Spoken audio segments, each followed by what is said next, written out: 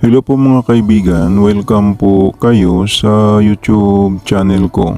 Ibabahagi ko po sa inyo ang kapangyarihang bertudis ng mutya na nakuha po sa loob ng bunga ng niyog na isaang mata. Ang mutya na nakuha sa loob po ng niyog ay maganda po na mutya ito. Kapag mayroon kayo o nakakita po kayo ng ganitong mutya. Ang mutya na nakuha sa loob ng niyog ay may kapangyarihang bertudis ng tagabulag sa masamang tangka ng tao. Ang mutya na nakuha po sa loob ng niyog na isaang mata ay protection din ito sa bala at patalim. Protection din ito sa mga aswang, sa mga masamang engkanto at sa mga masamang espiritu. Protection din ito sa kapangyarihan ng mga kulam, barang, paktun, palipad hangin, sumpa, deskomunyon, usog, at iba pa. Proteksyon din ito sa masamang tangka ng tao. Proteksyon din ito sa hindi inaasahang panganib at sakuna. Proteksyon din ito na hindi po kayo makikita ng taong may masamang tangka po sa inyo habang natutulog po kayo.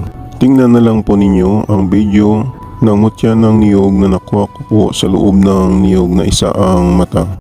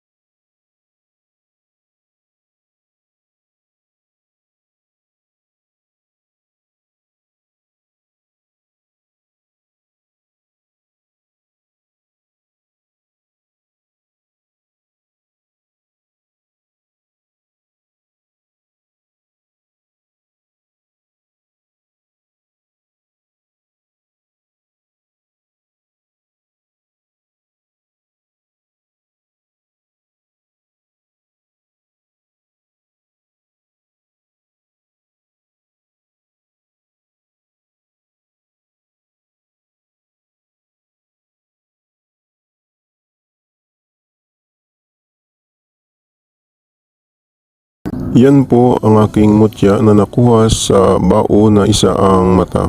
Sa mga viewers at subscriber ng Milagro de Santo Cristo, maraming salamat po sa inyong panunood at ipalo naman po ninyo ang aking Facebook page ng Milagro de Santo Cristo at ipalo din ninyo ang aking shop sa Shopping. At mag-subscribe naman po kayo sa YouTube channel ko. Panoorin na lang po ninyo ang second channel ko sa YouTube sa Milagro de Santo Cristo 2. Baka may magustuhan po kayo ng mga lamang gamot na magagamit po ninyo. Paalala lang po, ang mga mayuwagang dasal at orasyon na binabahagi ko sa inyo ay gagamitin lang po ninyo sa kabutihan. Gumagana na, ito hindi na kailangan ng 49 days na dasal. Ang kailangan lang magdasal kayo sa Panginoong Hesus sa gabi bago matulog at pagkagising ninyo sa umaga magdasal din kayo. Mananalig lang sa Panginoong Hesus para lalong lalakas ang mga pagsambit sa mga mahiwagang orasyon na gagamitin po ninyo. Yan lang po, maraming salamat at God bless sa inyong lahat.